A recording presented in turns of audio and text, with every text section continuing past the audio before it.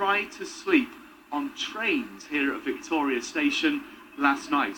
Alex Bushell has been speaking to some of them. We were walking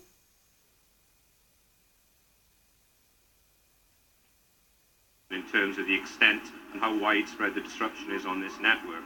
We were faced with a situation last night where trains were simply failing because of ice on conductor rails and were unable to continue.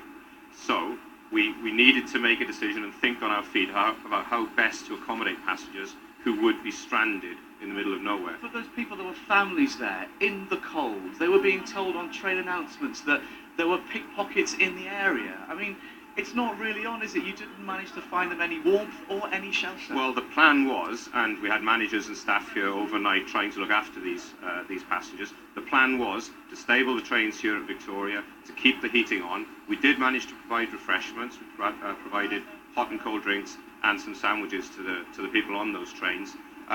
We do need to review how well we did last night. This is an unprecedented situation. We don't ever intend to have people on trains at terminal stations overnight. But last winter you say you're going to review and you're going to look at how information is given out. There's been a lot of frustration. We're hearing from people about a lack of information. Again, that hasn't happened. Okay, the situation that we've got here is pretty unprecedented. It's not that unprecedented, is it? It's a bit of snow. It is very different to the situation we faced last year. What's happening is the conductor rail that supplies the electricity to the train is at ground level. We had a very rapid snowfall with very low temperatures, and we've got a build-up of ice on the conductor rail. In those circumstances, trains are not able to pick up power. We don't usually see it to this extent. We've got a number of things that we do to mitigate this. We run de-ice trains with Network Rail run those. We run ghost trains overnight, and normally we manage to keep on top of the situation.